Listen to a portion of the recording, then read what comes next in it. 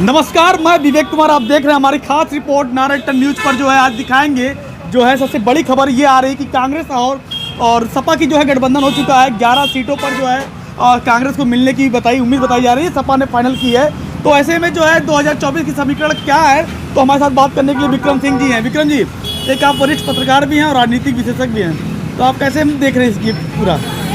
देखिए, जहाँ तक आज जो जानकारी सामने आई है कि समाजवादी पार्टी के राष्ट्रीय अध्यक्ष अखिलेश यादव जी ने एक ट्वीट किया है और जिसमें कहा कि उनका कांग्रेस से गठबंधन फाइनल हो चुका है और 11 सीटें जो है कांग्रेस के खाते में दी जा रही हैं। सीटें कौन सी होगी, अभी इस पे कयास लगाए जा रहे हैं कौन कौन सी सीटें होंगी। उधर कांग्रेस के जो प्रदेश अध्यक्ष अजय राज जी ने कहा कि अभी जो बातें अखिलेश जी ने कही है वह पार्टी के शीर्ष नेतृत्व उस बात पर अपना आगे का फैसला लेगा कि कैसे क्या होगा।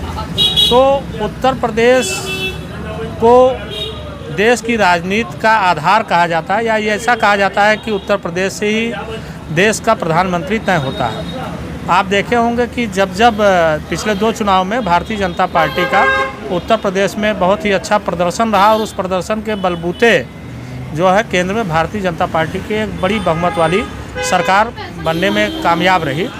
तो कहीं ना कहीं विपक्षी दल ये चाहेंगे कि उत्तर प्रदेश में जो है भारतीय जनता पार्टी को रोका जाए या उसकी सीटों को कम किया जाए, जिससे कि केंद्र की राजनीति में दखल जो हमारे उत्तर प्रदेश के जो राजनीतिक दल हैं, समाजवादी पार्टी, बहुजन समाज पार्टी, केंद्र की राजनीति में वो दखल दे सकें और वहाँ पर सरकार बनने बिगड़ने या जो सरकार चलने के दौरान जो भी बहस होती है, बिल आते हैं, उस पर एक मजबूत स्थिति रख सके। क्या लगता है 11 सीटों को जो बात चले कांग्रेस मान जाएगी या बात चल रही है? देखिए, अभी तक कांग्रेस का जो रुख है, जब से इंडिया गठबंधन बना हुआ है, तो कुल मिला के कांग्रेस कहीं ना कहीं अभी अपना जो रुख है वो पूरी तरह से स्पष्ट नहीं कर पा रही है।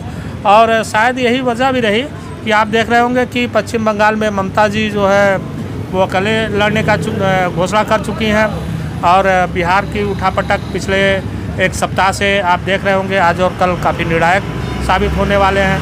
तो इधर उत्तर प्रदेश में बिना किसी शीर्ष नेतृत्व के कांग्रेस के बात किए अखिलेश यादव जी अपनी तरफ से ही 11 सीटों की घोषणा कर दे रहे हैं। तो मुझको जो लग रहा है कि कांग्रेस कहीं ना कहीं जो है अभी बहुत पीछे है, उसकी चाल जो वो धीमी है।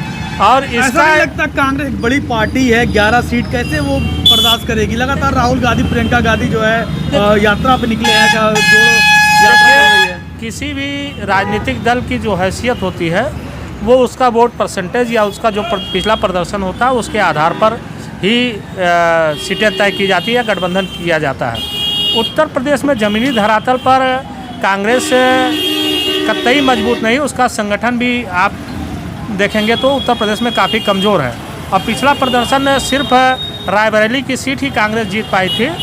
और इस आधार पर यह कहना कि 11 सीटों पर वो नहीं मानेंगे या उनके लिए कम है, तो मेरा मानना है कि यह ठीक नहीं है। और कांग्रेस को अगर अखिलेश यादव जी 11 सीट दे रहे हैं तो वो सम्मानजनक स्थिति लगभग है। 2017 के चुनाव में हम बात करें, लोकसभा विधानसभा चुनाव में कांग्रेस सपा की गठबंधन हुई थी, फिर गठबंधन टूट गई। लोग के जहन में बहुत सवाल आ रहे होंगे। आप एक पत्रकार भी हैं, जौनपुर के नज़रिए से हम देखें तो अपने जौनपुर में 2 लोकसभा सीट है। क्या लगता है कांग्रेस का कोई उम्मीदवार यहाँ उतरेगा या सीट जाए करते हैं? हमको तो नहीं लगता कि उत्तर प्रदेश की उत्तर प्रदेश नहीं, जौनपुर की जो 2 लोकसभा सीटें हैं, जौनपुर सदर और मछली शहर, इनमें से कोई कांग्रेस के खाते में जा सकती है, क्योंकि यहाँ पर कांग्रेस के लीडर के रूप में कोई इस तरह से बड़ा चेहरा नहीं है। एक नदीम जावेद जी जो यहाँ के सदर के विधायक रहे हैं, उनके अलावा जौनपुर में कोई और इस तरह का नेता नहीं है जो कि यहाँ से दावा करे और सीट को खाते में लेकर और प्रदर्शन करके जीत सके। तो कांग्रेस को जो अभी जो कयास चल रहे हैं या जिन सीटों पर चर्चा चल रही है उसमें बनारस है, गोरखपुर है और कासगंज है और इलाहाबाद है। इस तरह से जो शहरी बनारस की बात की है, मोदी जी की जो है संसदीय क्षेत्र है, क्या लगता है कांग्रेस वहाँ से अपना उम्मीदवार उतारेगी? क्या प्रधानमंत्री मोदी जी के सामने जो प्रत्याशी रहे कांग्रेस का? देखिए, कहीं ना कहीं बनारस में कांग्रेस जो है मोदी जी को घेरने की लगातार कोशिश कर रही है। और आप शायद यही वजह है कि कांग्रेस के एक बड़े नेता जो मतलब अजय राय जी थे, उनको प्रदेश अध्यक्ष पद की जिम्मेदारी दी गई, जिससे कि अजय राय जी का बनारस में एक अच्छा खासा मतलब अपना एक वोट बैंक है, उनके समर्थक हैं। तो कांग्रेस के खाते में अगर बनारस जाता है तो मोदी जी भाई इस समय देश के प्रधानमंत्री और बड़ा चमत्कारिक उनका मतलब चेहरा है, और उनके नाम पर इतनी बड़ी पार्टी चुनाव लड़ती है और चुनाव परिणाम उनके वोट उनके नाम पे पड़ते हैं। तो मुझको तो नहीं लगता कि चुनाव परिणाम कांग्रेस बनारस में बदल पाएगी अगर मोदी जी वहाँ से चुनाव लड़ते हैं, क्योंकि बड़े नेता कब कहाँ से चुनाव लड़ेंगे ये सब चीज़ें काफ़ी आखिरी में स्पष्ट हो पाती है।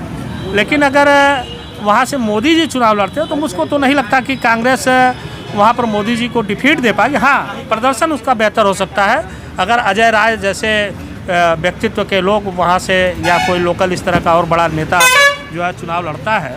तो अगर गठबंधन समाजवादी पार्टी का रहता है तो कांग्रेस की स्थिति अच्छी होगी, बेहतर होगी, लेकिन मुझको तो नहीं लगता कि मोदी जी को कांग्रेस वहाँ पर हरा पाएगी। और बिल्कुल जो है समाजवादी पार्टी कांग्रेस गठबंधन की बात सामने आ रही, 11 सीटों पर कांग्रेस चुनाव लड़ने की बात है। हालांकि जो है आप भी कमेंट करके बताइए क्या कांग्रेस को 11 सीटों पर चुनाव लड़नी चाहिए या नहीं, तो आने वाला समय ही बताएगा कांग्रेस और समाजवादी पार्टी गठबंधन कितना सफल होता है।